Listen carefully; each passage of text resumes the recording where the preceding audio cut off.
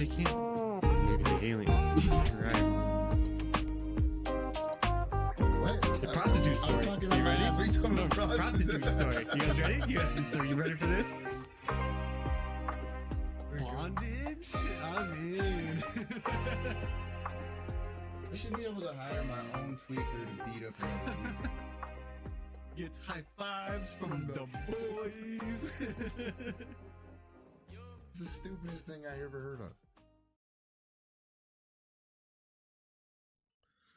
Good morning. Hey, good morning, everybody. Morning with the boys. How we doing out there today? Good morning. It is a beautiful Tuesday in the house. Yeah, it's supposed to be nice today. Yesterday was a little chilly, but it's supposed to be beautiful today. 77. So far, the sun is out. Birds are chirping. The coffee's warm or iced. Iced in this case. Also very, very delicious. Shout out City Brew. As always, which we did find, we have some listeners from City Brew, and that is definitely the case as to why your lids have been superb. Shout out Mary. That's awesome. Shout out Gabby. Yeah, we got called out today. Gabby called us out for not telling her that we had a podcast, and touche. Well, also, you know, we like to go live in the morning while we're in the coffee line as well. And I guess some people would appreciate it if we just filled them in a little bit. Yeah, maybe if we ever do this again, we'll pull in the first time and be like, yo, we're coming tomorrow. Going live because we're the podcast guys. Morning with the boys. Does anybody call themselves that yet? The podcast guys? Is that a thing I yet? mean, dude, we're local. Until someone locally says that's what I've been calling myself, then we say fuck 'em. Well, you're just the podcast guy. Yeah, because we're guys. We're two guys with the boys. With the boys. We could say the podcast boys, but I don't want to say the boys because the boys actually have they are legit and they're up there. You know. Oh, exactly. And at the end of the day, I mean, we're just grown ass men with boy minds. Yes, I am an adult child.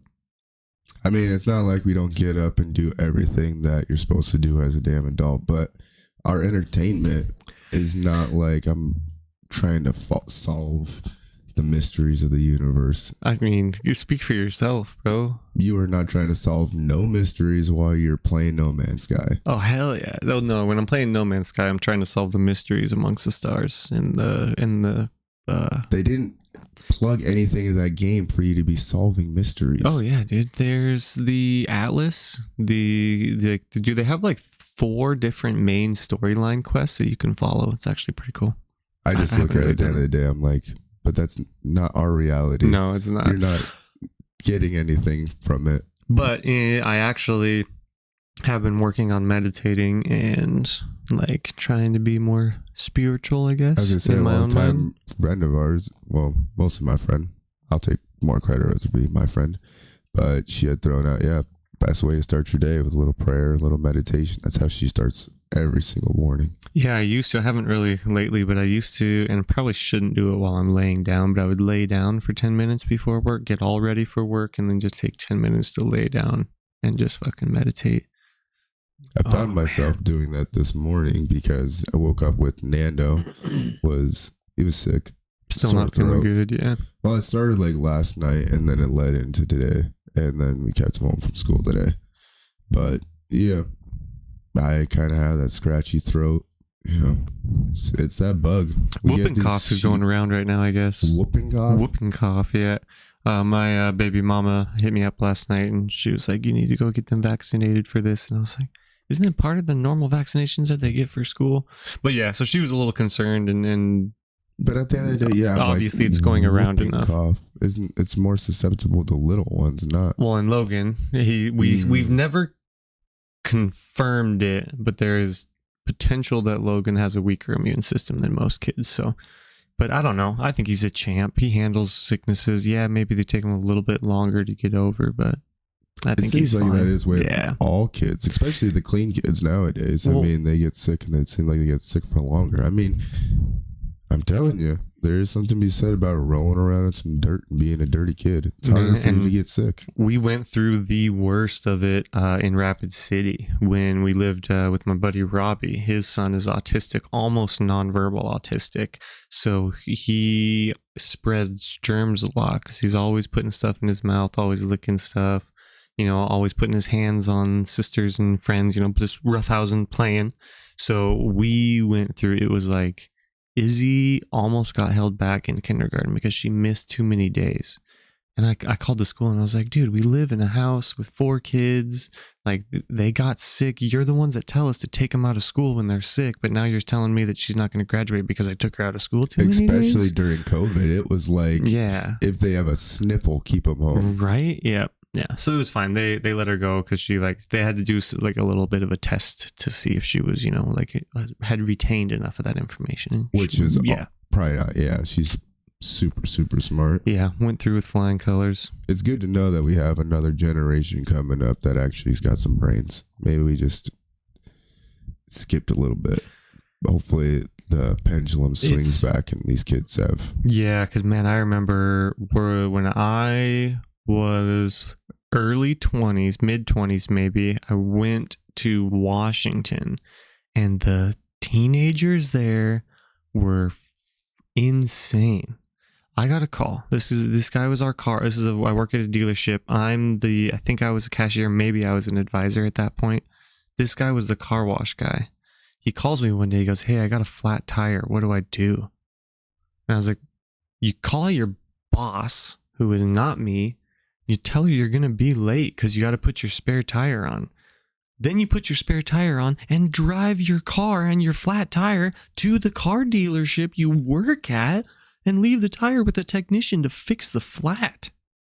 What do you mean? What do you do? I guarantee he had never even almost registered any of those thoughts. Yeah. He was kind of hoping that you were going to come and change that tire for him. Or tell him that he had the day off because he had a flat tire or something. Same kid got fired because he bought a Mazda Speed 3. And then 2 days later, we caught him test driving a customer's Mazda Speed 3. He's a car wash guy. That car should have never left the parking lot. I fucking caught him driving in from the parking lot. I was like, "What are you doing?" It's like, "Oh, the technician asked me to go test drive this car." It's like, "Yeah, okay, we'll see." So as he's washing, I asked the technician. Technician's like, "Fuck no, I didn't."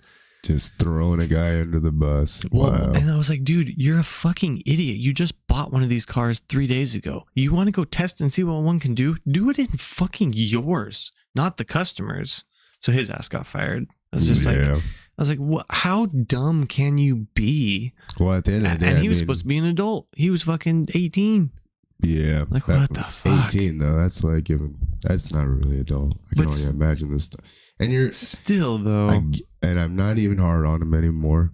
I'm just like, this just is what it is. Because you can either get cantankerous and mad, or you just accept the fact that, well, myself as an adult, I'm going to have to carry a little bit extra weight. Well, like my dad says, you can't get away from idiots. Because that's why I left the service industries, because I was tired of customers being idiots. Well, the customer is always right the last time I checked. Not in the service industry. Nope, still there too. No. Always. Nope. Not when my technician diagnoses your car and we are telling you what the problem is and you tell me to install something else. And then I tell you, if we do this, you have to pay for it. It's probably not going to fix the thing. We do what they say, it doesn't fix the thing, and then they're pissed at us and want their money back. And I'm like, "This is exactly what I told you was going to happen. So sorry." That's the funny part. That's where I'm just like, "Hey, okay, you did what you want. Oh, it still doesn't run. Here's your car back." I don't know. And then you still get them. "Oh, it doesn't work." Well, it's not your fault though. You give them. It's so fun. I love doing that. In my own personal life is when somebody thinks that they know how to do it 100%. I just, all right, go for it. You can do it, and then, well, it might get completely fucked sideways. And yeah, it just sucks when they complain so much, and then your boss gives them the money back, and you're like. Because money solves problems. Dude, I was just over the service industry, customer service it makes sense. It is really tough. And it did get to a point for a while where the entitlement had got out of control, that everybody expect to get their you know, just kiss the ground they fucking walk on. Yeah. I need an oil change today. It's like, dude, people are scheduling a week in advance. We're not doing yours today. But I mean, at the end of the day, yeah. I get why that industry is so stressful for the customer, because we're not talking about your $15 food order, talking about your $30,000 vehicle that I've got in the shop that you use to get to work every single day and go get groceries. Like, I get it.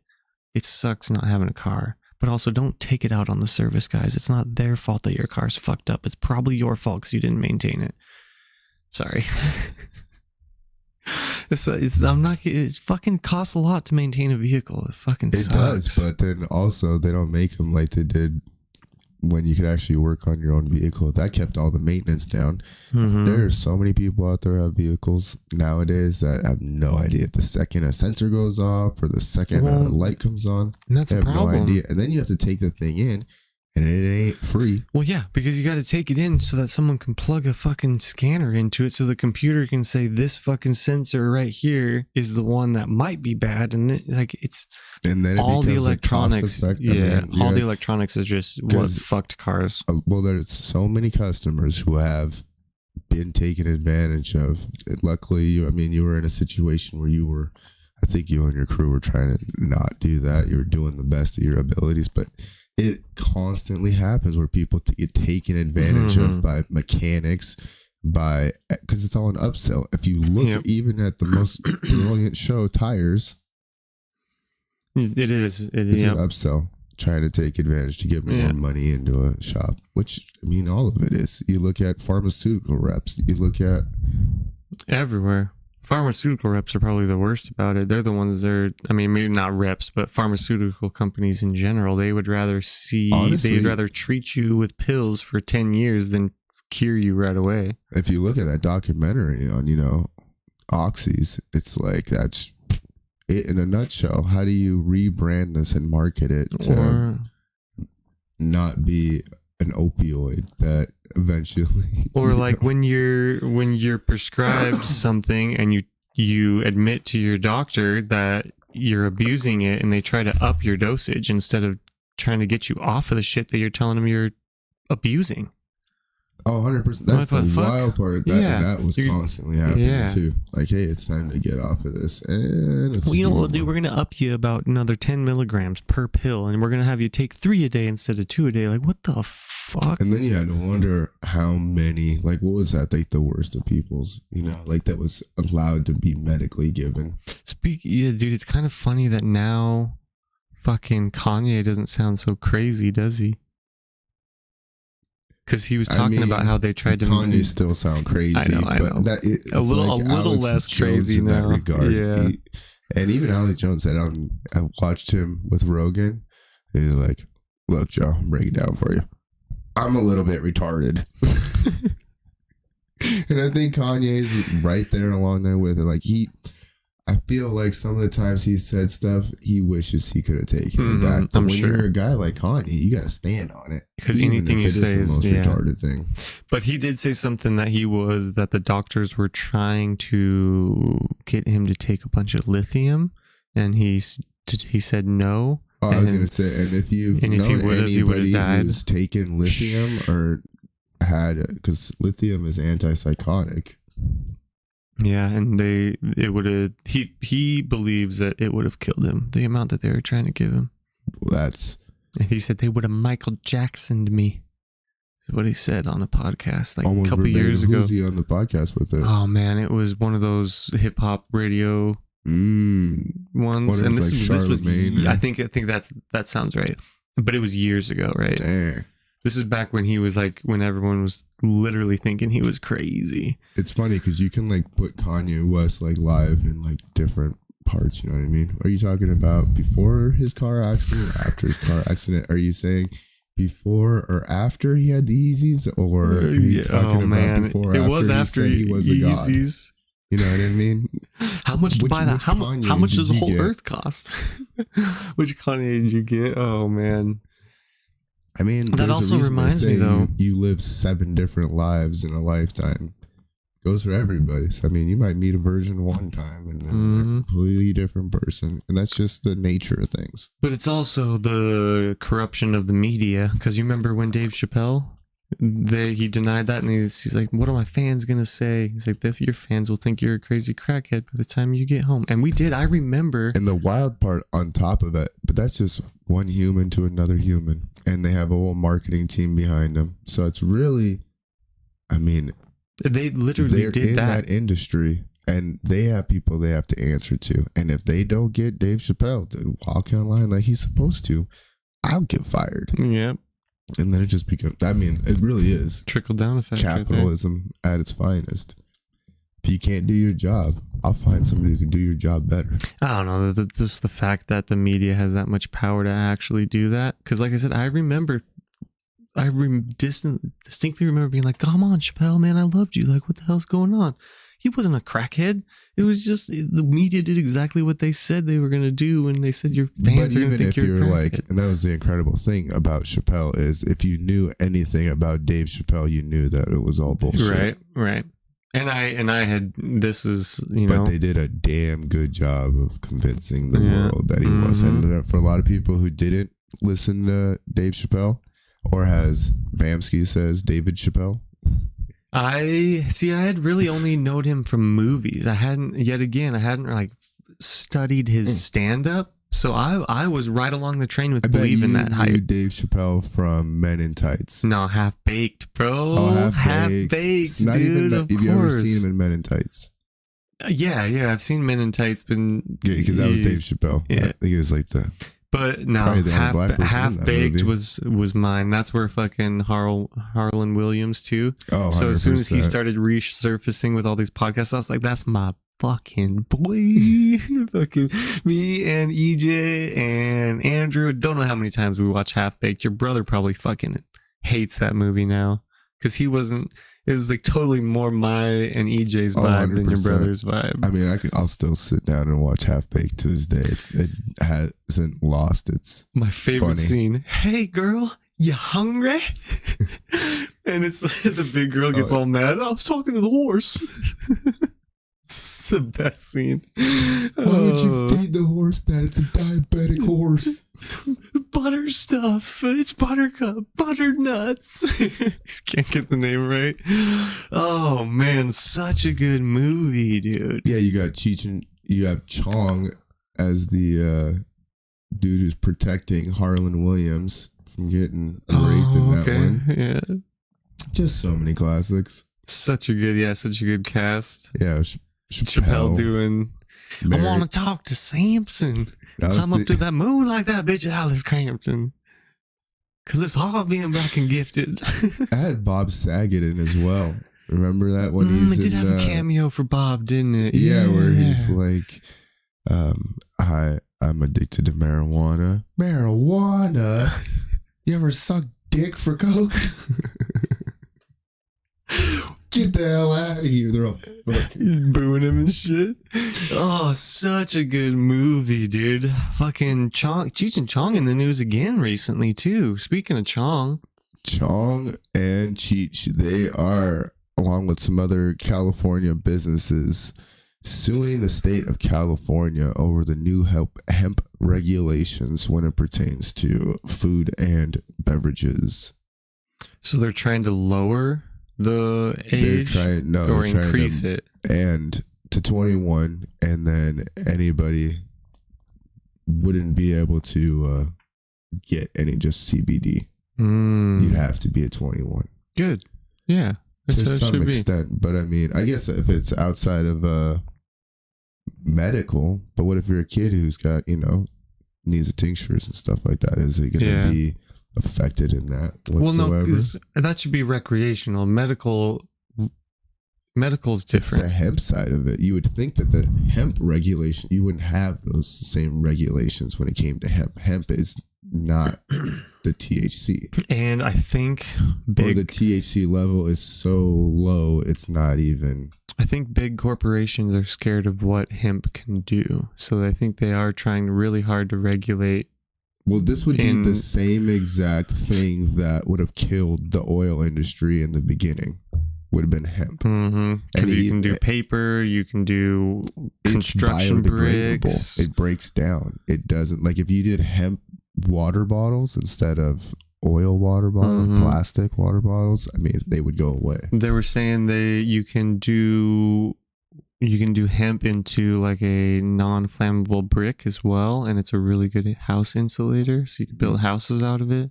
Well, you should see what they're doing over in Singapore. It is absolutely, they have like a no emissions goal, and they recycle everything. All the bottles, like the plastic bottles, they break them down and they actually turn them into the asphalt for the roads. Oh, wow. Okay. Yeah, so everything's getting reused over there. Dude, could you imagine? Like, and then they have these like the waste burning places, and they take the energy from those plants burning and converts it into electricity. Wow. I know I did see something last night that said if 1 in every 3 households in America had chickens, we would have no need for an egg industry, and it drops the input to the dump. Like they did it in some town, and it like a third of the food waste that went to the dump had stopped going because you're feeding it to the chickens. Yeah, chickens will eat absolutely everything. You could throw a body in there and the chickens will peck it clean, gone. Oh, really? When I'm the only one on the podcast, you know where Ben's at, in the chicken farm. You know I feed you the hogs before I feed you the chickens. I know, hogs would be way faster. And they get the bone. They do everything, right? Them good old hogs. Yeah. Don't go to a farm if you don't know the owner. But at the end of the day, have you ever tried to do chickens? No. They reek to high hell. They stink. Really? Yes. My grandpa had a little chicken coop, but I think maybe when I was really, really young, he had chickens in it. And if it's one of those deals, I guess if you want to get in there and clean that bad boy out. But if you want me to maintain a good chicken coop, I need a bigger coop to get in there. I can't be getting in these tiny little coop dens. And you seen mobile, the moving kitchen or mobile chicken coops? Good gracious! Say that 5 times fast. No. But anyways, these are little chicken coops like on wheels. So every day it moves like one space over. So they're always getting fresh grass, fresh insects, and the manure is like spreading. So then it's good for your grass. So it's kind of, and some people have kind of made their own smaller versions of these. So you just move it through your yard. So you have to have a big enough yard. What's the cost on one of this bad boy? Well, obviously the first ones I saw would be like commercial, probably $20,000. But the other one I saw was like, the last house we did, their little chicken coop. Okay. It was about that size, but then had built like a bicycle frame into it, so he could just grab it and kind of wheel it along. He'd move it 5 feet, and then. That is brilliant, and I wonder how much that would cost. Maybe just a few $100, probably. I mean, the coop itself is probably almost $1,000. Yeah. I mean, because you're gonna some tires on the side of that bad boy and buy one used bicycle, or maybe even 2 used bicycles. The backyard right here would be perfect for that. When I looked into it, we had the house here in town. You cannot have chickens in city limits. So those guys over there, I don't think we're supposed to, but who cares, really? Is your neighbors going to call the cops because you got chickens? It does become one of those things. And if you do have roosters, because most of the time you need to have a rooster just to get it. They just have to be near the hens, and that's how they're able to get the good eggs? I have no idea. I have no idea how that works. By the way, we are going to give a shout out to Happy. What's up, Happy? We see you there. We're just trying to... We will ignore some messages, especially if we're in some conversations, just not to get steered too far off. But what up? We see you there. Spotify doesn't know we have live chat, so EJ gave me some insight. He's like, got to be careful talking too much to chat, because on Spotify they're gonna be like, what the fuck's going on? So little insight that we're getting from our people. So we see you, Happy. We love you. Thank you for being here. And we now may we're or may gonna not ever pretend talk to you don't again. exist. No. EJ had a good idea. He was like, maybe like once a week, have a day where you just engage with chat, and then the rest of the days you're just kind of doing our spiel. Dude, So, that's like Happy's wet dream that you just take some time and just spend just him. Just me and chat. Little person happy. What a happy little time. Happy chat. It's a happy chat. Oh, man. So what else do we got written down? We over got here? corporate giants, dude. Costco being owned by the groups that own the rest of the fucking world. It seems like I had no idea. Vanguard, BlackRock, and State Street. I think State Street Corporation is that a third big guy, or is that one that's a little bit of combined? That guy that says cancel this clothing company on Facebook is so good about going through and doing these Vanguard, BlackRock videos. Shout out to him because he kills it. It's just fascinating to me that everybody seems to always back Costco, you know, and they're like, stay away from Walmart and Sam's Club. But I mean, neither of them are union companies. I mean, other than the fact that Costco is publicly traded. You know what else I saw is the tobacco industry bought out a bunch of the food industry. Like one of them bought Kraft, and another tobacco company bought Nestle, I think it was, or something. So back right when we get this big switch in a bunch of tobacco commercials on the TV, and then that's right when they rolled into producing a bunch of our food. So that's why they think the theory is that they've been putting addictive chemicals in our food for the last 20 years or 30 years or whatever to try to get us addicted to their products without us knowing. It's like, damn. Well, when you look at all the things that are in the cereals and everything, literally the fast food, everything. And when you break it down, like I said, this guy canceled this clothing company on Facebook. He'll go take a picture of an aisle and break it down by colors, and 90% of everything in the stores is owned by a major corporation that's ran by Vanguard, BlackRock, or State Street.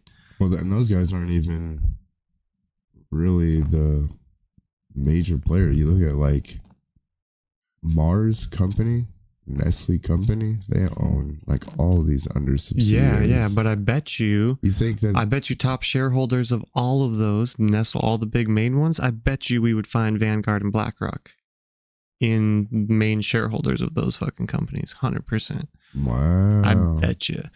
Vanguard and BlackRock, they are like, they have I know that ties they're to like real estate giants. I know that they have everything, their own, dude. But they are the real estate giants. They own. I mean, the only person that seems like who could compete with them was Berkshire and Hathaway. And that's just because. And was Berkshire Hathaway though? Who's Warren Buffett? Warren Buffett. Yep. Okay. Yeah. Which feels like, I don't know. Is he part of the problem, or is he the one trying to save us from the problem? I don't feel like he has anything to gain. He's going to give away all of his stuff. It's always been about, hey, wisen up. Go look at these big power plays. And I just look at, because we didn't hear anything about BlackRock before like COVID. Nobody was talking BlackRock or any of this. Because it's when everyone had time to actually sit down and do the research. I guess. I mean, I couldn't say how it came to fruition at the end of the day, but it does. I find it interesting that you find their name everywhere. And I mean, they flat out said, I mean, they're trying to make a nation of renters. Mm-hmm. So, and if you are a nation of renters, well, guess what? You just filled those guys' pocket 10 times over. Yep. And that's what they want. Take a trip around Billings itself, you'll see the apartment complexes. They're everywhere. Mm-hmm. And they're full. EJ's house used to be right there, right? It used to be just one little house now. But I mean, everywhere. The Heights, all apartment complexes. Mm-hmm. You get to over here on the south side, their apartment complexes. The neighborhood I was in last night, all duplexes. So someone fucking owns all those. Oh yeah, You know and what I I mean? mean, if you look at the government as a whole, they were actually incentivizing you to, instead of getting a personal home, to get a duplex. I mean, at that point, you become your own landlord, Yeah, which that is would- really a lucrative decision in the long run, because then you're essentially owning a building, becoming a landlord, taking care of, And you're so close to the rental Hopefully. property that, if you had good renters and didn't have young kids that were partying all the time, then you'd be close enough to do But repairs if ideally, needed. you're able to not get bought out by these mega corporations, because at least Which- you have the money. But at if the you same look time, at- if you get offered 10 times more than what your fucking building is actually worth, you're probably going to take it. it's almost impossible not. Yeah, really. 100%. But they know what they're doing. I mean, it's like location. I even get a little stake here, then as long as I get 1%, bam, I will get the other 99 eventually. Mhm. I think that's how most of these guys operate. Just let me get a foot in the door. And then as soon as the foot, I mean, I'm that's bringing the whole wave back through with right. me. That's everyone's, I guess, theory when it comes to a new job. I was even thinking about that with my little dropping off my application at the radio station. It's getting my foot in the door. That's literally was my mindset behind it. Some people work their whole lives to try to get their foot in this door, and I have an opportunity to step inside. Maybe I should try it. Oh, yeah. And Kind of where I'm at. it is yeah. so bizarre in that regard. And I said it once, I'll say it again, but this finally kind of feels like I'm in my career that I was supposed to be in from the get-go. Like, granted, I've done the trades, I've done the physical back-breaking labor, but this is a passion. This is what I want to do. Yes, that's funny. My dad found the podcast, guys, so I will probably not have parents soon. They're going to disown me, but that's why We're gonna have a Royal Rumble match, Hell in a Cell match. You my and your dad could beat up your dad. Yeah, your dad could beat the shit out of my dad right now. My dad's on the verge of I don't know. I death. think your mom would whoop my mom though. No, they would always see the smarts. They would be like these idiots have it out. Yeah, You want to go get a mimosa? A mimosa? But no, my dad could tell that I was really passionate, actually, between that and my little meeting at the radio station the other day. That's exactly what he says. I can tell you're excited about it. And I was like, hell yeah. Well, it's the type of... That's probably why he went and looked for it. Sorry, Mom. I'm sorry, Mama. No, at the end of the day, I mean, shout out to your mom. Talk about ride or die, even at the end. Always, man. My mom is my number one fan. Sorry, everybody. You will never be. You'll never be happy. No, Happy is number one supporter because he's been to my stream, he's been to EJ's stream, he's been to Ashley's stream, he's now been to our live streams. Happy is number one supporter. Mom's number one fan. Happy's number one supporter. There you are. Yeah. In between the two of them, that is one happy fan. There's one happy fan. Hey, only happy fans. Only happy. That's a pretty good. Yeah, that's a pretty good shirt right there. Yeah, only happy fans. Only happy fans. There's another shirt idea. Hell Bam. yeah, market it. Love it. Did you see that Diddy posted bail? No way. He put up the $50 million almost immediately, and he's out. And I watched like a brilliant new comedian. He's coming up, and he was like, you did it when you pay the $50 million, the $50 million that most people will never make in their entire lifetime. You pay that $50 million just so you don't go to jail yet? Wow, dude.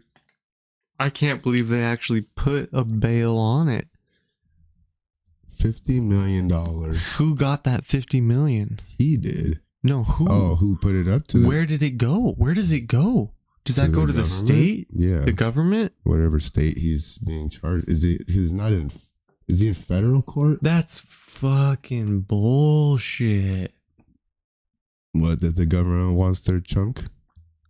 Yeah, they're like, here. Diddy got too big and now it's time to chop him in half and take their money. Right? They're like, you know what?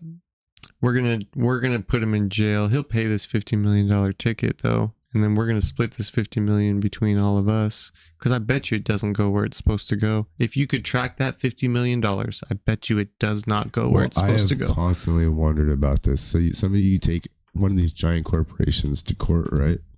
Again, the state of Florida versus so and so, or this person versus state of Florida.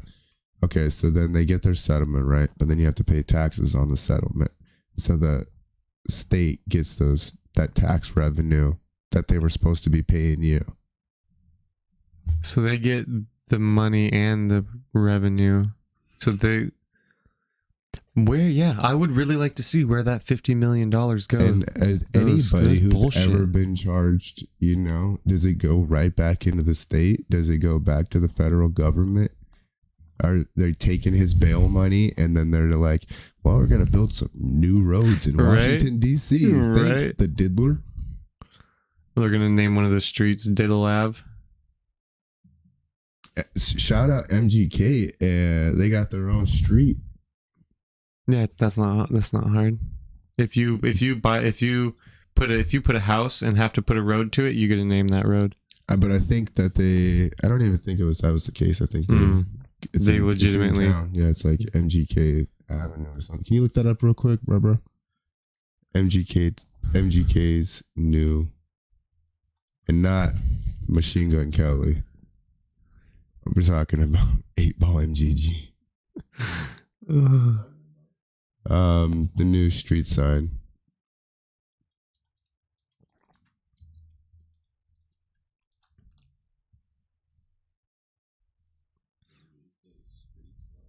$50 million though, man. Must be nice to just have that sitting aside somewhere, ready to fucking bail you out.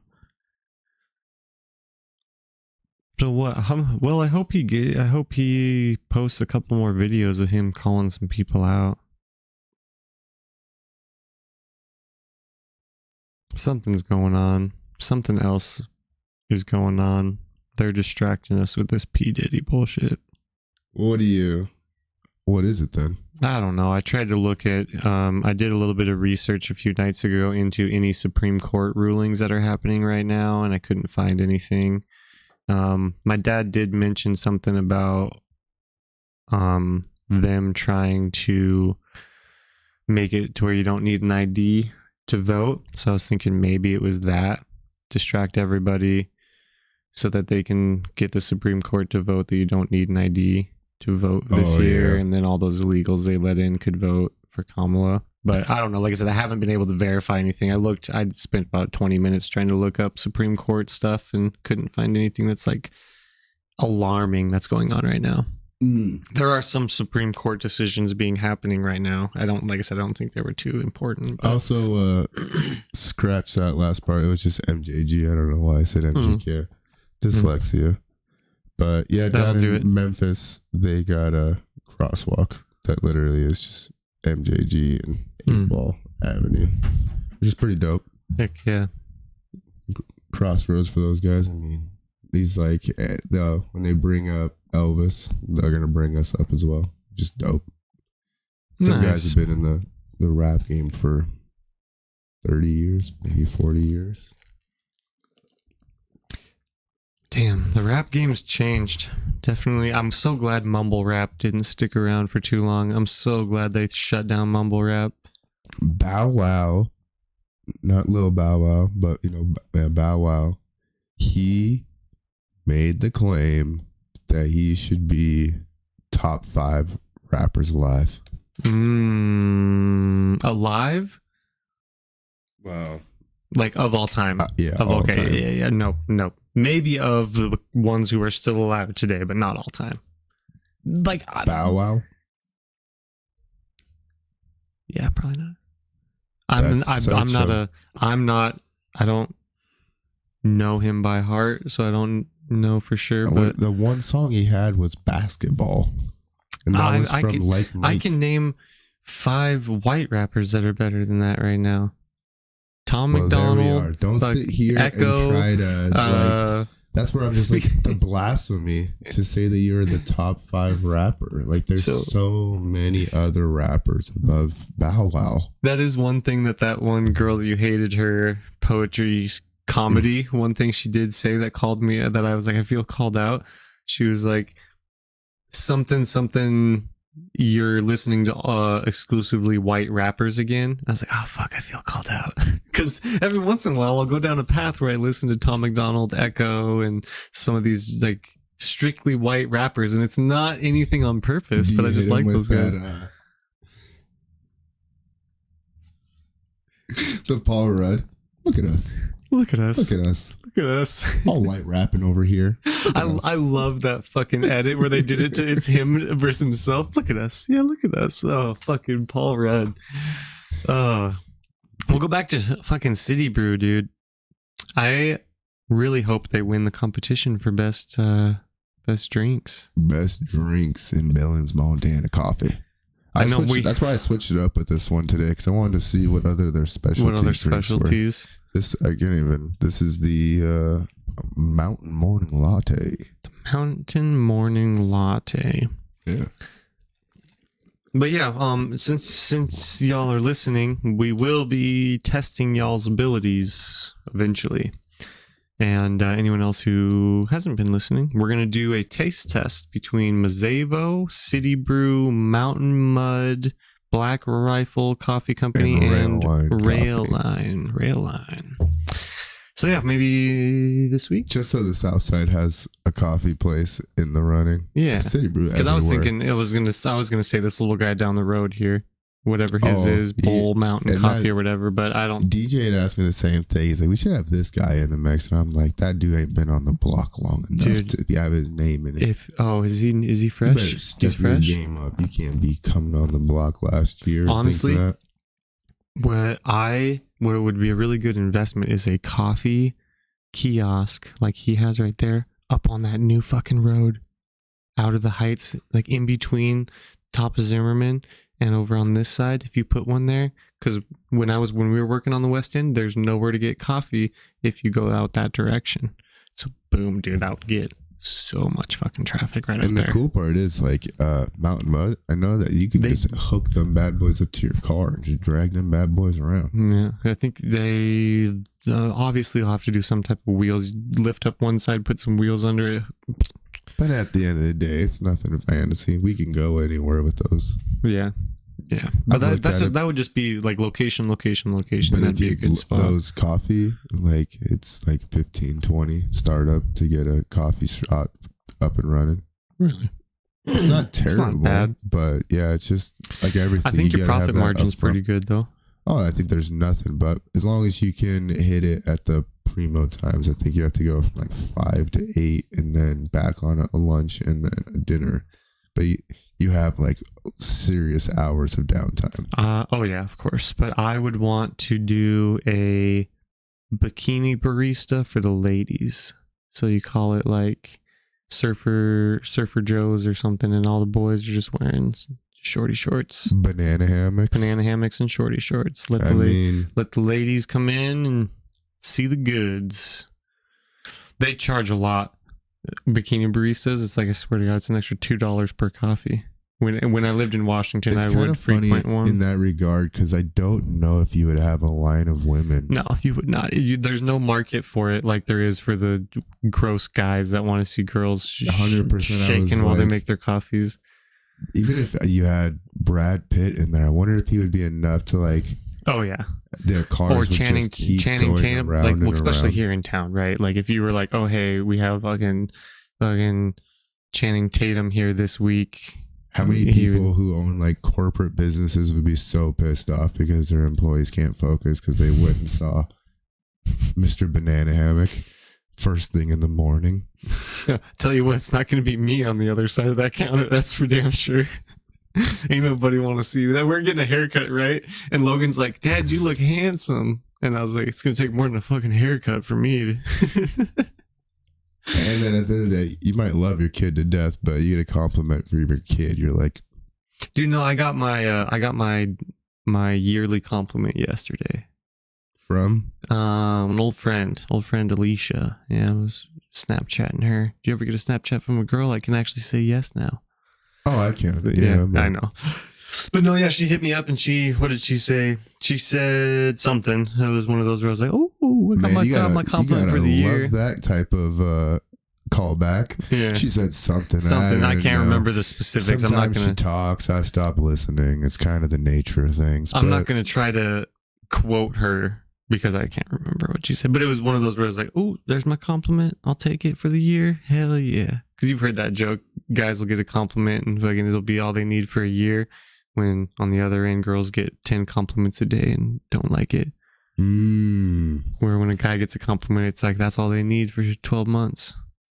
Hell yeah. It really does be that case, especially when you're broken down. Dude, like we talked about before, are moths just the men of the butterfly kingdom? Everybody hates moths, but loves butterflies. They'll chase butterflies all over the yard, but you see a moth and they're swinging at it. Men are just the moths of the butterfly world. Of the butterfly world, which I don't know. Why are you saying butterfly world? I mean, there's part of our world. No. Because if you are the size of a butterfly, that's not our world, bro. Yeah, but in the regards that, everybody can't stand moths, but butterflies, they get all the love, credit in the world. Yeah. They're beautiful. But also, I don't know if there's many men who are eating holes in people's shirts. Yet again, I think of my son. He was chewing on his shirt all day yesterday. Literally just... He's a moth. Stop being a moth. Stop chewing on the shirt. Little kids, like they'll get a corner of their shirt and just start sucking on it. Yeah. I don't know. I can't say anything because I do something similar. Like, I've always done it since I was a little kid. Grab the edge of my blanket and I'll rub my cuticles on the edge of my blanket. Something really weird. I've noticed my kids have started to do it as well. It's just like a... You're going to have to stop your nervous ticks. That's what I call like a nervous tick, and I've always done it. But my blanket is trashed, bro. All the corners of my blanket are just fucking... Because my blanket's also 25 years old. I'm trying to think. It's not really an anxiety thing. No, it's I think it's security, stress relief, maybe security, stress relief. My little brother Andrew's blanket was that way. That thing was ripped in half. All the stuffing was ripped out of it, and he's still. Dude, I'm still rocking my blanket. It's 25 years old. I was 8 years old, and my uncle, I carried around a little Mickey Mouse blanket at that time. I was like 8 years old. My uncle's like, if you throw that blanket away right now, I will go buy you a new one. Nobody thought I was going to do it. I was like, right in the trash. I was like, let's go. And then he bought me a really big, like probably queen-sized blanket, and I've been using it for 25 years. That's dope. So I have a blankie. I'm weird. I have a fucking blankie. Don't touch my fucking blanket. Nando, my friend, she had made him an actual nice knitted blanket and everything for his baby blanket. And I was in Walmart. We were getting checked out or whatever. I was stressing about something and I'm trying to get back over. I get Nando in the car and I realize I don't have his baby blanket. And I go rushing back over to Walmart to try to find this blanket, and it's gone. They took the blanket, and I'm just devastated. And then, Nando's mom didn't even hesitate to throw that in my face, you know what I mean? But it was, still feel terrible about it to this day. Somebody got an incredible blanket. It had the tassels on the end of it. Dang. Because Nando just loved to eat the tassels. I think it's most kids, but... Never seen this. So whoever's out there and has my son's blanket, you son of a bitch. Was he ever like one of those where I have to have my blanket to sleep? Because I'm not that way. It's not like I'm not a weirdo and have to have that blanket to sleep. No, when he was little, he was that way. Maybe 1, 2, and then that's pretty well gone. Yeah, same with Izzy. If anything, it's her stuffies. She really likes to have her one main stuffy with her when she sleeps, but... Stuffy as in stuffed animal. Yeah, stuffed animal. Anybody who was wondering what the hell stuffy anybody is. who doesn't have kids are probably like, what the fuck's a stuffy? I'm going here like it was at a Oh, you don't. I guess you don't. You're fucking a boy dad, dude. You're not a fuck. Just the difference between a girl and a boy dad, dude, is insane. Mm-hmm. I gotta fucking comb hair, brush hair every morning. And fucking... Nando this morning, he literally gets up and he laid in bed for like 40 minutes. I'm like, are you gonna get dressed? And he's like, okay. And he gets up, I just gotta put my shirt and shorts on. I'm like, okay, well, if that's literally all you have to do, what is taking an hour? Like, dude, come on. I'm cold. I don't want to. If you put clothes on, you warm up. Crazy how that works. It becomes so frustrating arguing with children. Yeah. Not back in the 50s. Smack that little. I have to, when Logan goes to brush his teeth, it is Izzy's time to go pick her outfit out for the next day because I am tired of fucking arguing with her at like 7:30 in the morning. She's like, do you know where these specific pants are? And I'm like, no. Grab something that goes with the outfit. Good enough, but we're not gonna go fucking searching through all of your fucking pants to find the specific pair of pants that you want to wear, which are probably in the laundry and not even clean anyways. Oh man, I understand that now when it comes to women and how it is that one specific thing can throw off the entire look of the outfit. I get it, but at the same time, that's the mornings stress me out because I'm like, it's taking you 10 minutes to even look for the clothes you want to put on. And you wanted to spend 20 minutes watching fucking YouTube this morning while I was in the shower. It really becomes like you almost have to keep them away from the technology. It's like crack in the mornings. But then if you don't have the technology on, it's like, what are we doing with ourselves? We've been ready for an hour. Logan's pretty bad about it. If I, like the other day, I woke him up and we didn't have time to play games. Because usually I'll while I'm waking up, making them breakfast and do stuff, I'll let him play some games on the Switch and stuff. Wake Logan up and I'm like, no, dude, we got to go straight to school. And he starts fucking crying. I'm like, we are not going to cry because you don't get to play fucking your Switch for 10 minutes. Like, it's not what this, like, no. But at the end of the day, I had to do that with Nando. He got dropped off this last week. And like I said, his mom had made a comment and he felt his feelings were hurt. And I mean, I might be alone on this one, but I definitely was like, dude, we are not crying over your feelings getting hurt. I don't know if that's the proper way to handle things as a parent nowadays, but I was like, they are words. They don't actually hurt. Yeah. Suck it up. Look at me. Look at your mom. She ain't skinny. Followed by, I mean, yeah. But if you, I mean, this goes for everybody out there. I mean, if you're going to get your feelings hurt over words, then you ain't really experienced that thing that's hard in life. Yeah. Yeah. There's things way harsher than words, that's for sure. Facts. And I've been hit with pretty nasty words over this lot of 34 years. Yep. Guess what? Still walking. Still fine. Probably heard a lot worse things said about me than the rest of you guys. But what are you going to do?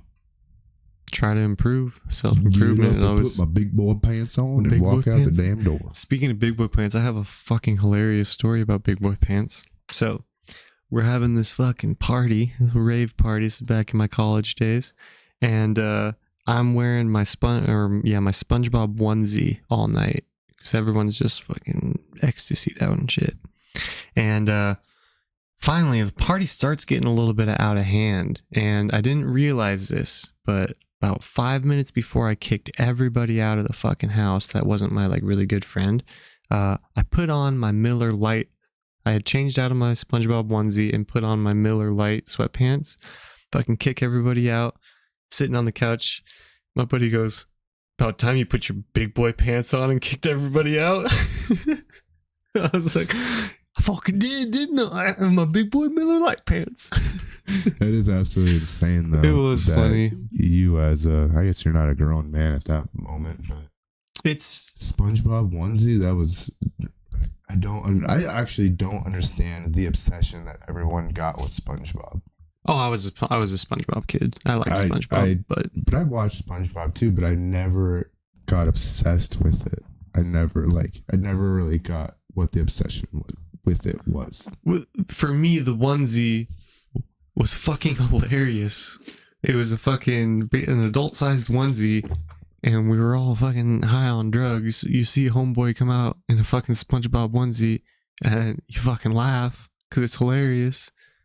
So yeah, it was just to be that guy, right? Yeah. Okay. It wasn't because this is my favorite onesie. I need my SpongeBob onesie in my blanket to get to sleep every night. It's not like that. Because like my older brother, he's a onesie fan. He's done the unicorn onesies and all kinds of other onesies. You know what I mean? And I'm like, I have a hard time wrapping my head around it. I'm like, y'all grown ass men. Why are you dressing like little children? Is the way my head goes. Yeah. Because I never fuck with onesies. Not since I was a child with my own rubber-soled onesie. It's like me with my cars. Like I had a fucking purple Subaru, and then I painted it orange. Like I want to be fucking out there. You're a grown-ass man. Yeah. Working on cars. That's man shit. That's man shit. At least you painted that. You painted that car yourself. It may be the gayest purple around. After you took off that SpongeBob onesie, that should have been the last time you ever put that onesie on. It might have been. And when I swear to God. Boy bands on, that's when everything changed. I wanted to hope that's like your storyhood into manhood. One day, I took them SpongeBob onesies off. I never put them back on again.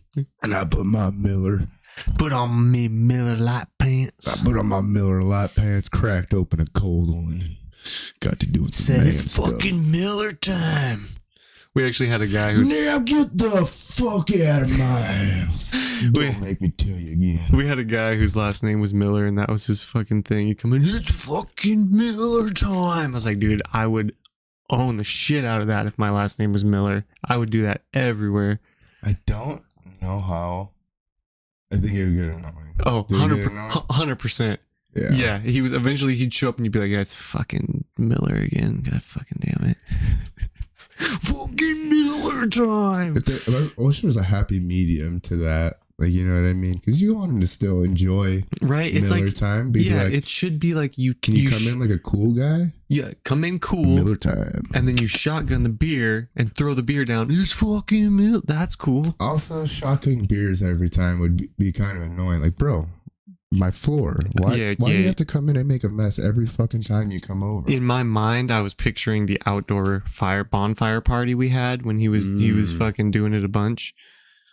Which is, dude, that was when I realized... I'm so old that, like, my first, like, idea when it comes to, like, a social engagement is people sitting around talking to each other in, like, a regular manner. It's not, we were at a rager. Dude, so much. In Alaska, it was super cool because in the summertime, in Juneau, because it's pretty southern Alaska, it would never get more than, like... dusk, right? So you could go to the beach and party all night long without a flashlight because it would stay somewhat light enough, almost like sunset. And we'd go party out on the beach, and it was fucking awesome. Pallet fires for fucking days, which is absolutely... I mean, it's really cool. Honestly, it's not even that... I love a bonfire. I love sitting out enjoying it, but I am getting older. I always look at the consequences of it. I mean, you guys, bunch of reckless kids out here burning a bunch of stuff. One thing goes sideways. That's where I'm at in life now, where I'm like the time. And I was the first one to be like, let's go raise some hell, boys. Let's do it. And now I'm like, damn, this is a lot of irresponsibility. Fuckery, yeah. We had a party spot in the little town in Wyoming. The guys from the next town over came and partied there and threw our fucking couch in the fire. We had a couch that sat right next to the bonfire spot. They literally threw it in the fire and burnt the couch up.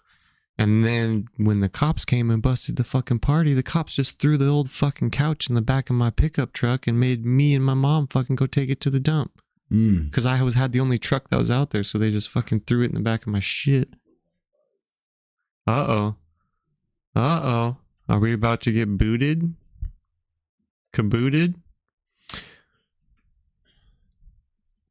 We may be having some technical difficulties, guys, so hopefully you guys aren't experiencing anything there, but a little bit of, oh yeah, we did drop a couple viewers too.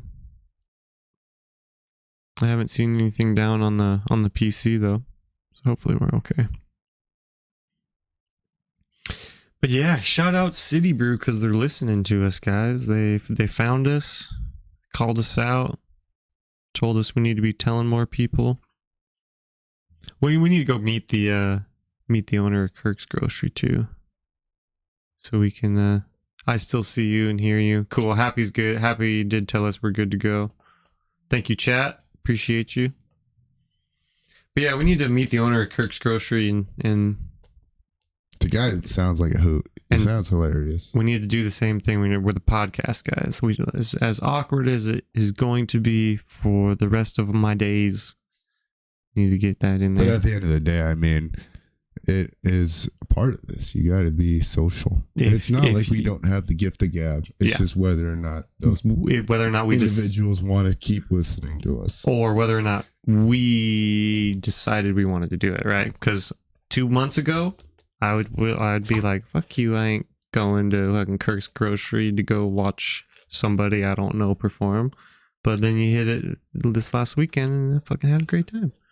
And I would have stayed longer if I didn't have prior engagements. But I mean, at the same time, and that's a huge thing, is you do want to still spend a lot of time with your family. You still have a life outside of everything. Yeah. But just my mom was in town. This might be the best of both worlds, where you have the opportunity to sit back, talk about it, engage with the ones that are closest to you. And when it's still work at the end of the day. You make it sound like, I mean, we got to get up, we have cover on our topic, we have stuff going on at night, regular jobs. Well, and then I'm going home and I'm editing and putting stuff up on Spotify. And I mean, it really is from the time a guy wakes up until the time a guy goes to sleep. Hustle. It's a hustle. Found something that's actually fun. Yeah, it's not. Yeah, we don't have to kill ourselves, because I mean, there's a lot of people out there making a living, but you are not living. Yeah, that's a good. You can make a living even when you're not living. I've watched people sit in industries miserable, hating their existence, waking up, but they go to that same thing over and over. That was me. Service industry, dude. That was why I left that job. I got out. I'll take it a step further. They do it for their whole lives. Well, I mean, yeah, somebody who's been a Walmart employee for 36 years, and then you have new kids who come in all the time, and they're making more than them. They never get the recognition. They never do, and they just do that job day in, day out, day in. Thank God somebody's doing it. Not like I want to work at Walmart. Right. Like I said, I think everybody should be sent on one episode of Dirty Jobs with Mike Rowe. Everyone. Just go do one episode. You'll appreciate the world around you a whole lot more when you realize what. I think everybody needs to go into the infrastructure, go do a job and what actually keeps the country afloat every single day. Well, dude, if you think about it, if everyone decided not to go to work tomorrow, what? You couldn't get gas. You couldn't buy groceries. You couldn't do you couldn't do nothing. We rely on everybody. As I said, we have so many automated processes that happen that would sustain a little bit, but after that, yeah, if everybody were to ultimately say every man for himself, it gets real scary out there real fast. We, as much as we don't realize it, we rely on our neighbors to go to work every day. Your neighbor doesn't go to work every day. You might not be able to pump gas. Your neighbor doesn't go to work. You might not be able to run the register at Walmart. And that's just in a place small like here. Like you look at a big city where the people who do choose to go to work every day are they are heroes in their own little bit, because there's so many people who decided to. This system sucks and I'm not part of it whatsoever. I'm going to go. live not off the do land, anything. right? Or even that, or just catch a social security check. Right, that or too. just catch a welfare check, a welfare check. Yeah, exactly. And it's like they never feel obligated to put back into the society. They just take and take and take. Yeah, it's unfortunate. And it's really hard. I mean, from their stand of view, you're just giving everything. Why do you want me to do anything? You shouldn't have given it to me in the first place. Exactly. If you're just going to give it, why would I work for it when I can just do this? And that's what I think that's unfortunately what a big thing the stimuluses did for everybody is made them think that the government would bail them out next time too. And that's the problem. It's like all of these seem to be really good in an ideology, but as far as implementation and follow through, people always want something in return. Well, I feel bad. Back when COVID was happening, they gave out those stimuluses. There was like rental owners that were not being paid their rent, but then would see their fucking renters buying brand new fucking TVs when the stimulus check hit. And on top of it, those landlords were not allowed to evict anyone. Exactly. Yeah, and then you're like, well, fuck, they finally got money, and here they are. They went and bought out a new $600 TV instead of paying me the fucking 3 months rent they owed, and then those guys are going to lose their houses to the fucking bank, and then the bank's going to come in and fucking sell it to BlackRock, and BlackRock's going to rent it out for fucking 2 times what it was already being rented for. Yeah, I mean, I was looking at rental costs. They showed here, I mean, average is $13.50 for an apartment now. That's what I was paying that in my fucking mortgage for a 3-bedroom, 2-bath house with 2 living rooms and a 2-car garage. And unfortunately, everybody just sold at those high prices, and now that's the standard for the market prices, even though they're inflated. I still can't believe that house that we just fucking painted was worth $250,000 when I bought my house that's twice the house for fucking $200K. Just an interesting thought. Oh, that a lot of the renters were already ripping off people. Very true. Very true, Happy. Well, and now there's a ton of landlords who don't do the maintenance on the buildings. They just collect the rent. And I mean, a portion of that rent that you're collecting should be going directly back to that building. Especially if you have like a fourplex. One of your renters is damn near paying for the whole unit.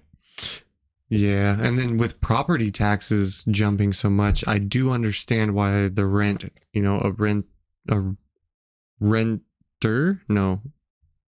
owner of a rental property, I could see why he would have to increase slightly, but another $300-$400 a month they were doing is like nuts. Price hikes 3 times a year for some renters, and that's where it becomes super shady. Just so you can make up on your back end what you're losing out of your mortgage because of the interest rate hikes. Yeah,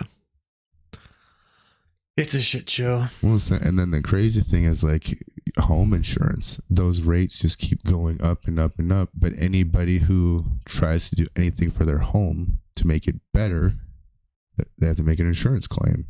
Every time somebody makes an insurance claim, the overall cost of insurance goes up. Because now you're supporting more. And did we ever find out if insurances cover natural disasters?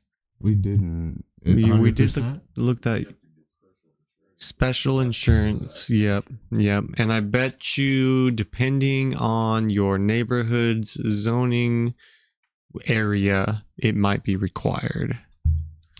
I should just get some natural disaster for Yellowstone. What if I'm lucky enough that I still kick in and everything just gets destroyed? Think of the insurance check I could get. Well, think about this. You live in California, drive an electric vehicle, and they have a 90,000 person evacuation like the chemical fire in Georgia. And how long is your electric vehicle going to last in stop and go traffic trying to get out of town, because everyone's trying to get out of town, is backed up traffic for 10 hours? I mean, the likelihood that you're going to be stuck, there's a very high likelihood that you're going to be stuck. You would have to carry a generator and extra fuel with your charging adapter. You'd have to have a I don't even know you can do that with a Tesla. I mean, there's generator? well, I mean, even just plugging them in, there's so many people who have been locked out of their Tesla, like the charging deal. So who knows? It's one thing that with electric vehicles that EJ mentioned to me. I was like, that is a really good point. I've always thought about, obviously heat or cold is really bad on a battery, so you can't do that north or south. But I never really thought about being stuck in stop and go traffic like that. I'm sure it happens more often than people like to give themselves credit for. I've seen this one. The guy was driving all the way through Arizona and didn't have any charging station, and it was like another 60 miles to the next charging station, and he's just shit out of luck. What are you supposed to do? I mean, electric vehicles are all cool for putting around town, but it also is like it's just starting. Like this really is like the first generation wave of electric vehicles. And apparently some company was working on a newer battery that's supposed to like double. But everybody seems to be in conclusion on that. It's the batteries that seem to be the issue, manufacturing them and getting storage out of them. Getting them to, they need to consolidate the battery size while increasing the storage capacity, which is a big feat in the electrical engineering. Also, like it's counterintuitive. You want me to make more out of something smaller? That's like, what are we going to do with all that heat? You got all that heat that you got to get rid of. It's What is this? America's inflation?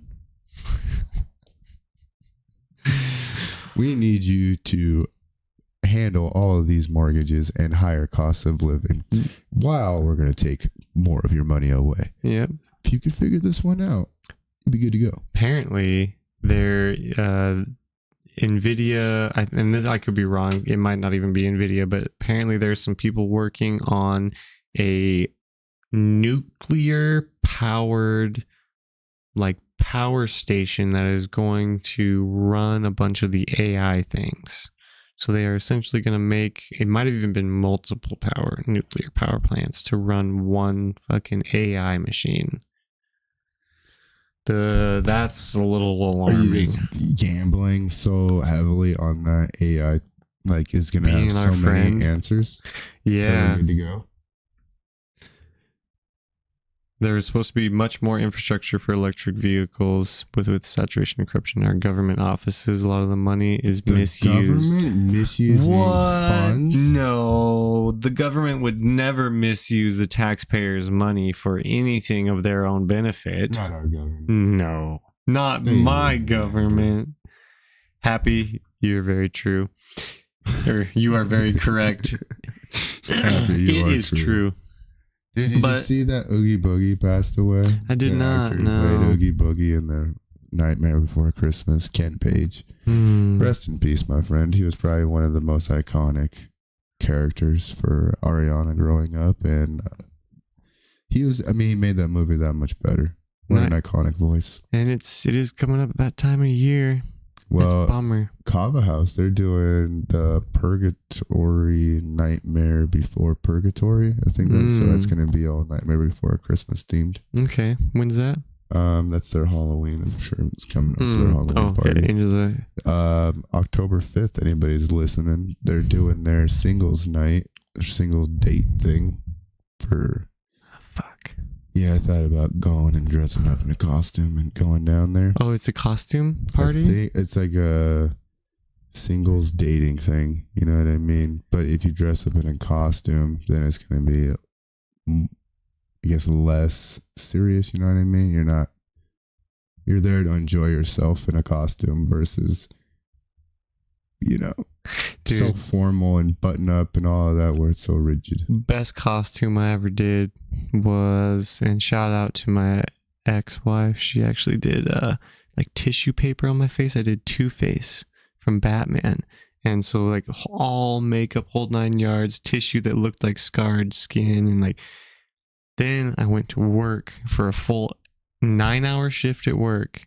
Then got home and took the whole family out trick-or-treating for 3 hours. So it was fucking 12 hours. I had that fucking makeup on my face. It felt so good to remove it. But one of the best fucking outfits I ever had. I even bought a shitty suit, sprayed half of it red, like so it was like full on fucking Two-Face from the old school Batman. It was dope. I don't think I have a standout costume. I was a priest once. I did find a picture of me and your brother as hobos for Halloween. Did I send you that one? I think I did. No. We'll have to repost I'll have to, that one. I'll have to send it to you. It was pretty funny. Messaged him. I was like, I got blackmail. I think I was a Ninja Turtle once with green paint on my face. Okay. Barney. Might have been one of my other brothers, but yeah, there was Ninja. That was very go-to. You never did as like an adult. You never did a really cool costume party where you went all out. No. No, as a shout out neighbor, he had a house party and your brother was there. He did Phantom of the Opera with his little cape on, and I think it was a firefighter. I think I put it on, and I was so fat in that, and I had suspenders. Oh, I hate that picture. That's so bad. There was 2 years in a row I was Saul. First, it was Saul from Pineapple Express, and that was funny because I just went to my closet and put it together, right? I was like, oh, this kind of looks like Saul from fucking Pineapple Express. So halfway through the night, I even went and put a little fake blood because they get beat up about halfway through the movie. So yeah, halfway through the night, put a little fake blood on me and went back out there. And then the next year, I was Saul Goodman from Breaking Bad. Yeah. So a little lawyered up, fucking comb over, and yeah, it's like 2 years in a row, just random out of my closet. I was actually at a house party your brother had thrown for Halloween, and Tony, at the time, he had been the dude from The Big Lebowski the year before. Well, he had left that wig in the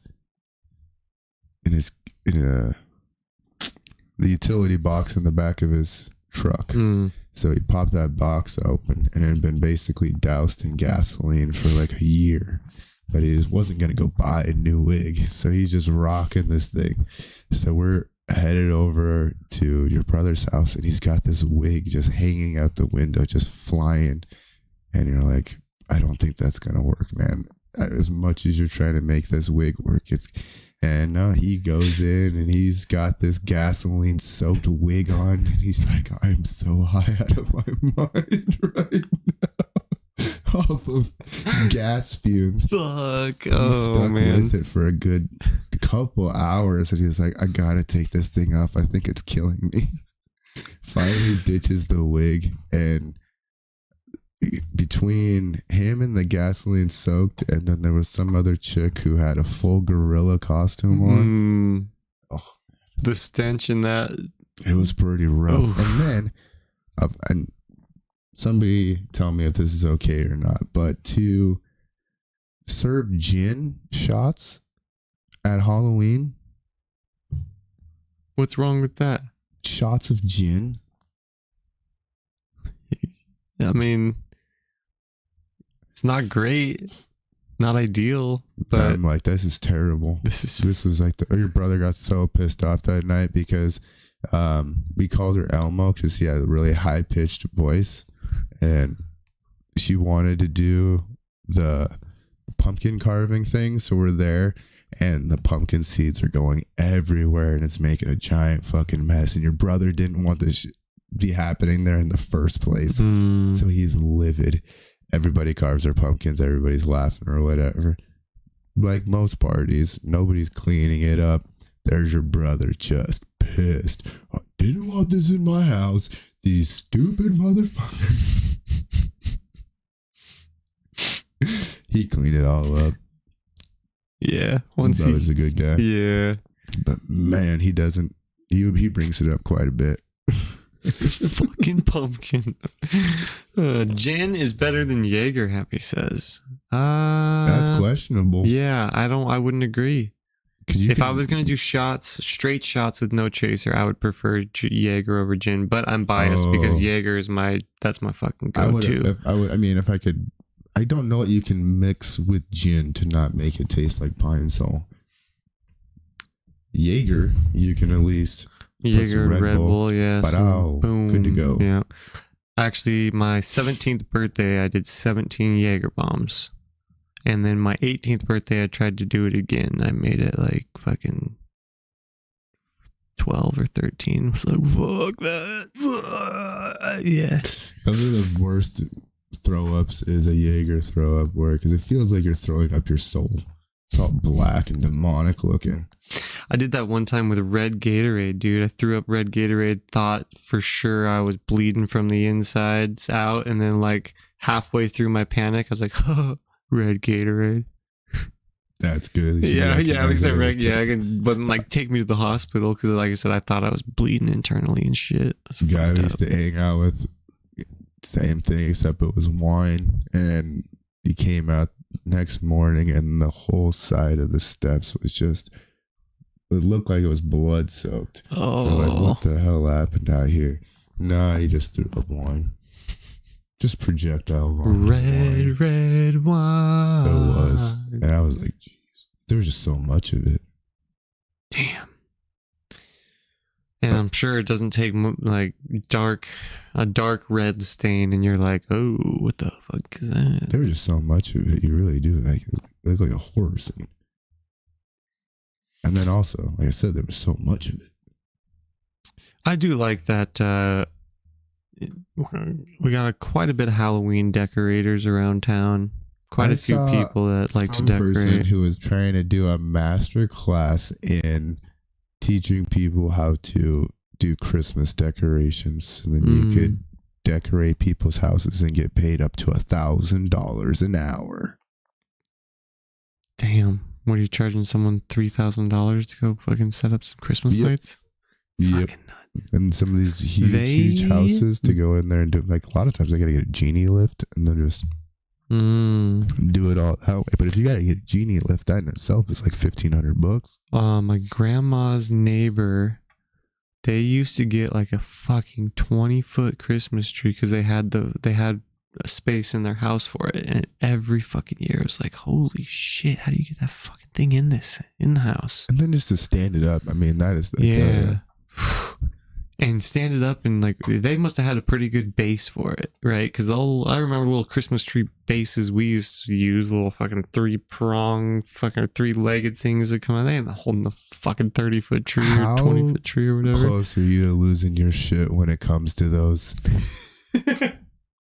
I don't know if I've ever been called out so much as soon as you said that. I'm like, oh, they piss me off so much. Screw this one in, screw this one in. You have to have somebody back there, and then the person back there is never simple enough to be like, it's not straight. You're good.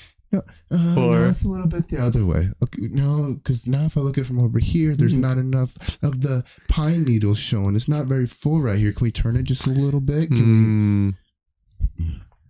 Don't get me going on decorating. Like, you know what? You do it. Yeah. I'll do you, and you do me. All right? How about that? Now that I think about it, if it was up to me and my brother, we probably wouldn't even put up a fucking Christmas tree. But we got kids and shit, so we're gonna have to this year. Yeah. Oh, I shouldn't even say that, because I bet your brother would put up the Christmas tree regardless. He stays very Christmassy. I guess, yeah, because we haven't done got decorated. We haven't done shit for Halloween. No, Kelton used to do the tree. That was Kelton's tree. I'm pretty sure it's gone now. We might not even have a tree to fucking put up. Uh-oh. The Grinch Kelton, I'm coming to steal a tree, bro. To be like, hey, Dan, can I come over? They catch me stealing the fucking Christmas tree out the garage. Real Christmas trees the last 3 years. Do you like them? Okay. I love a Christmas tree when it's fresh. And then for some reason, it's like always like that 3 days before Christmas that the thing is just so keeping water in it? Yeah. But the pine needles are falling everywhere. And then those pine needles, the second you try to take that Christmas tree out and get rid of it, they're everywhere. And there's so many of them. They get into everything. It's as bad as like sand. I think my mom just went back to a fake tree. So it was fake tree growing up, and then she went on this real tree thing, and then now she's like, fuck that, I'm going back to a fake plastic tree. They're so much easier, no mess, I don't have to worry about it drying out and needles everywhere. But it always makes me feel like it's the Lorax, you know what I mean? Ooh, you got your beautiful plastic tree versus you know what I mean? A real Christmas tree, I get why. It's still, but it's so much more work than a plastic tree. Yeah. The plastic trees, sometimes they even have the lights already built into them. Yeah, so those are fucking, those are the ones, yeah. I'm like leaning into how my grandma does it. She's got a tree that's about this tall and she just puts it on her little fucking like book stand thing. Maybe your brother will do it old school this year. He gets the shittiest Christmas tree and then he just decorates it with beer cans. Charlie Brown Christmas tree? Hell yeah. No, he decorates it in beer cans. So, I mean, I don't know which is. I mean, it's technically like a Charlie Brown, but it's a full-size tree. Do we even have Christmas decorations at that house now that Kelton took his? I don't know. But either way, the Christmas decorations, those are pretty cheap. They're not bad unless you want to get like the actual real you're nice talking ones. to me and my brother. We would rather spend money on anything else. Oh, you guys should just decorate like I said, I'm going to do do what my grandma does. Get just one small little 2-foot tree and put it somewhere fucking. Or just decorate it like nuts and bolts. Your own. There you go. We created our own. Give me an axle that's cut in half. So there's your base, the rotor and everything is going to be the base. Then you got your rod, and then we just weld on some rebar that looks like branches. Boom. You got a fucking 200-pound Christmas tree. That is going to be a very, very heavy Christmas tree. It stays right here forever. Why are we talking about fucking Christmas? It's October. Well, it's coming up. God damn it, Happy. Be prepared now. Start talking about gin. Actually, I remember one night we were drinking gin. It was gin and Pepsi. I never understood why people drank gin. We drank it because it was the only thing left at the bar at my mom and dad's house that night. Because even they didn't like it. It was like You're in probably California, right, dude. Holy shit. E&J brandy. That was a big one that was going, and that stuff was so disgusting. But when you're young and it's like, this will get the job done. Yep. Anything to get the job done. Fuck, Sailor Jerry's is what I got my first MIP on. But Sailor Jerry's is pretty classy. What other bottle of liquor are you going to get a pinup model on? I don't think ours was a pinup model. Maybe. You didn't have the Sailor Jerry's at the peel off with the girls underneath it? Or did you we didn't peel. Maybe we never peeled it off. Dude, it was the reason it was Sailor Jerry's yet again was because it was whatever was there. Sticky hooks on the corner of a wall, strung lights up, and I did see that. He strung up lights to make it look like a tree. Happy just said, okay, yeah, there you go. But at the same time, my kids won't let me get away with that. Than just yeah, my kids would never let me get away with that. Because Santa's got to show up. Me and actually Izzy had a conversation about Santa this morning. For the guy who wants to get away from Christmas, you go right back to Christmas. Well, we're fucking there. Santa now? We're fucking there, dude. Dude, what else do we got to cover? Halloween. I think we should stick more to Halloween. The fact that we're being listened to. Did you see The Simpsons is headed into their 36th season? Wow. Holy shit. They did a kind of... They're 4 years older than me. Where they were trying to shut it, like kind of, I guess, joke about it being the last episode. Even Conan O'Brien came out and did a voiceover in it. But yeah, there's talk about The Simpsons finally... The final season? Getting ready to begin its being done.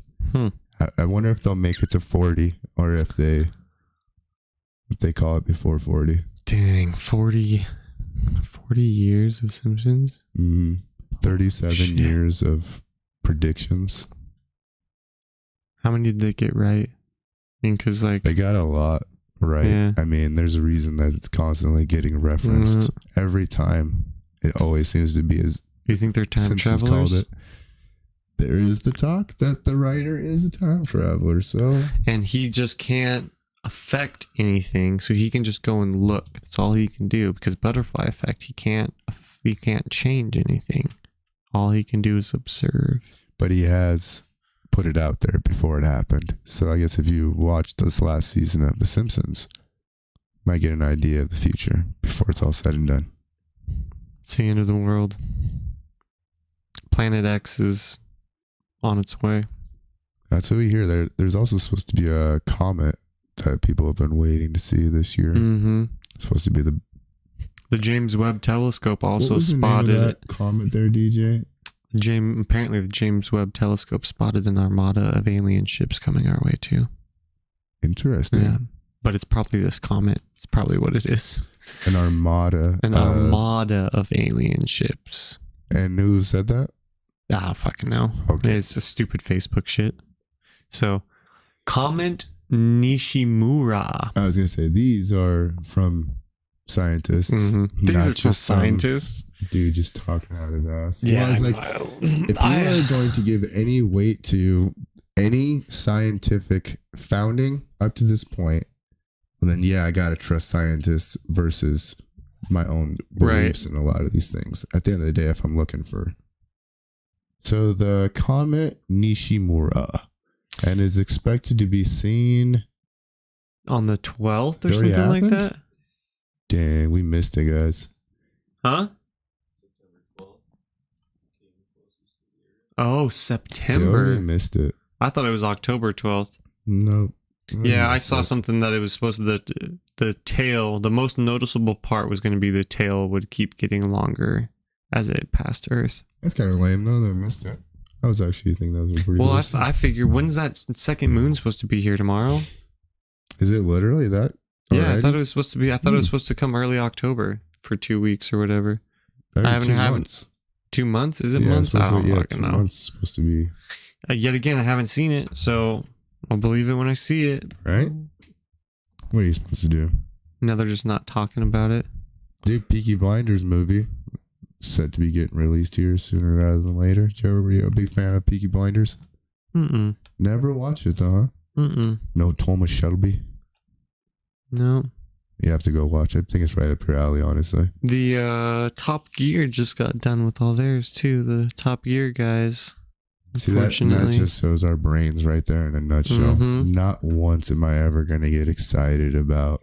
Or sad about the Top Gear guys. Yeah, see, this is exactly why we are a good dynamic. Because I'm over here crying about Top Gear, and you're over here crying about your video game Near Automata. See, That was as sad, though. as super different as we are, we're fucking similar in that kind of aspect. As I fucking cry all the time. Just kidding. Just kidding. But gaming wise, they're doing yeah. a crossover between Stellar Blade and they're bringing Near Automata into it, so you'll be able to play as 2B. And I've never actually heard of Stellar Blade, but knowing that there's going to be that crossover makes me want to just go get that game to play it. And can I see what it's all about? Yeah. 100%. But they're releasing it on the PS5, so the graphics already are they're insane. And that's after playing the game, which they did really, really good graphics because I'm a huge Final Fantasy fan at the end of the day. Mhm. And they did along those graphic lines. You have your cutscenes that are just beyond, just the graphics are incredible. But now they're doing this crossover and they're bringing the the PlayStation 5 type of graphics to it. So I can only imagine the detail that they'll put into the swords and the fighting and all. That is one thing that I've been very impressed with on the computer side of things. And it's kind of funny because I'll go over to my brother's TV and he's got a big TV, like a 70 inch or 60 inch or something. And I walk up and I'm just like, oh, dude, it looks so good on your screen.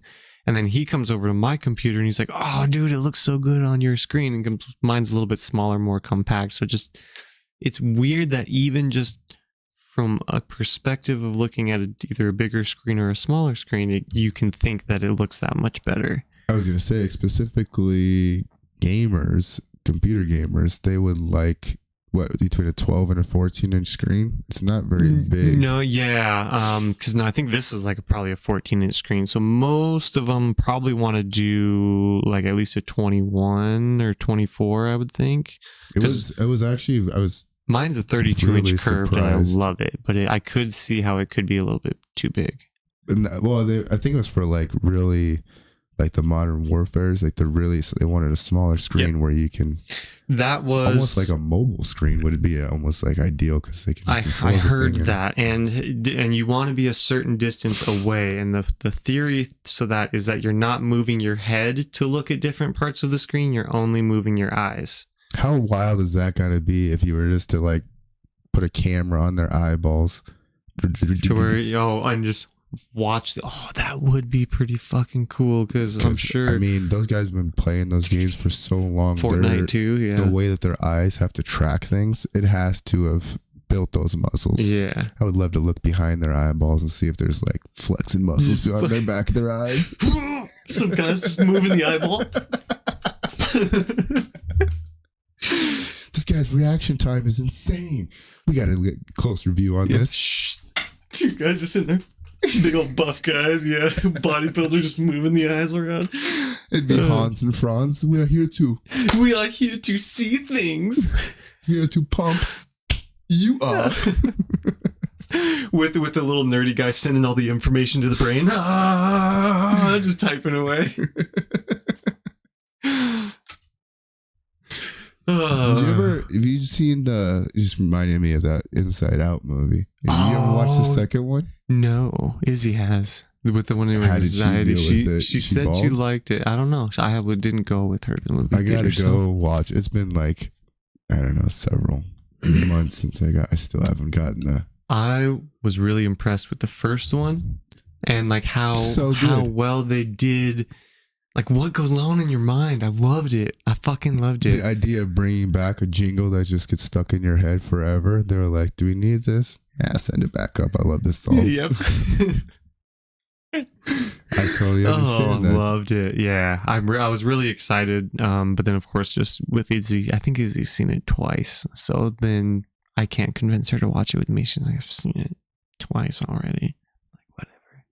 Man, I wonder if it gave her any inside understanding as a kid to what it's going to be like as she got older, because it probably really help a kid who knows they're going to be experiencing a ton of anxiety as you get into probably middle school. I think it's probably, I don't even know, when do girls get really hit with that first level of anxiety?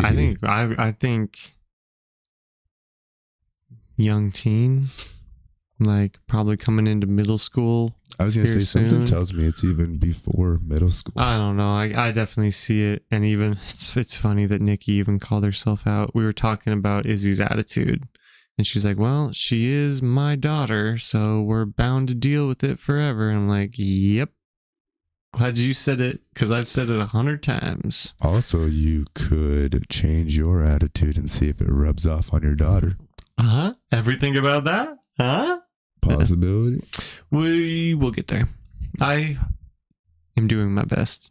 At the end of the day, every single person, for the most part, is doing their best. And I heard it the best when I heard, you cannot fault anybody because they're doing the best that they can do with what they have at any given moment. Most people are not trying to hurt any other person, but sometimes people get hurt in their choices. Unwillingly, willingly.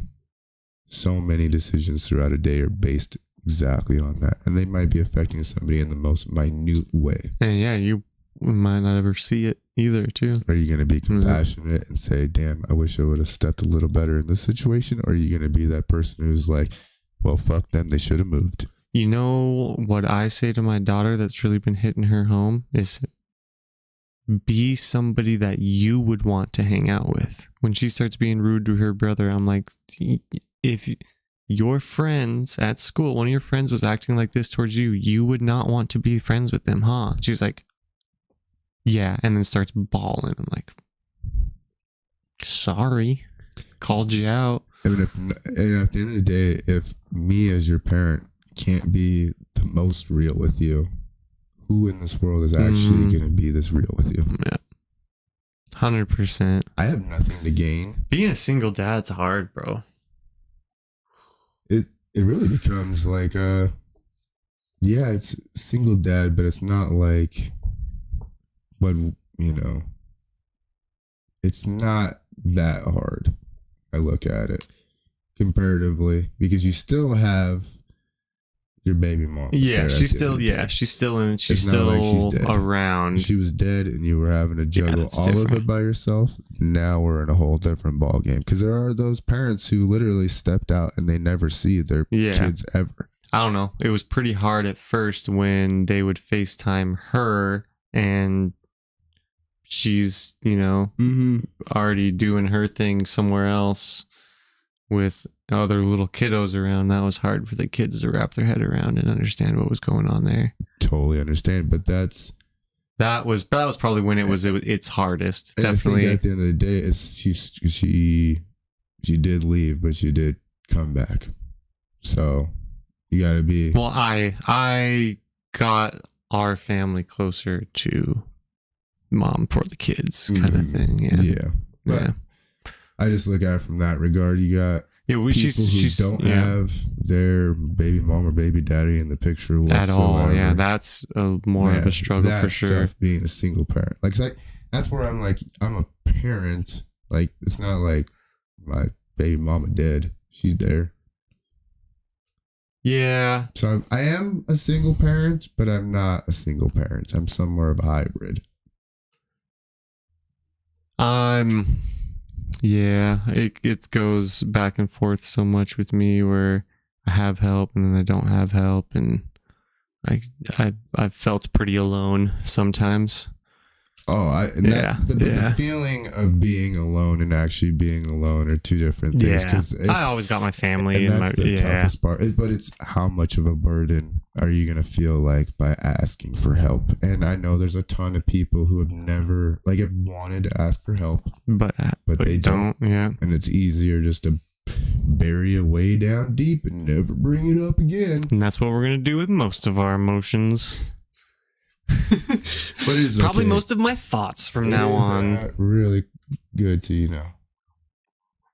get out there and ask for help if you need it. Yeah, absolutely. And don't be afraid. Everyone needs help sometimes. Everybody. Yeah. One last thing before we get to wrapping this bad boy up. Saw Nikki Glazer's stand up, her 2024 special. You'll die eventually. Good? Or everybody's gonna. Gotta be good. It is incredible. She's great. I had to say to DJ that this puts all the faith back in female comedy for me. When you go and you see something so trash as we saw at Kirk's, and then you see somebody brilliant comedian like Nikki Glazer knock it out the park. She was hitting every single no area and got it into a special. GG's happy. Have a good day. We're out of here soon too. But yeah, the dude, she killed it on the roast, and then I'll have to watch that because I do like her stand up. She's awesome. She's incredible.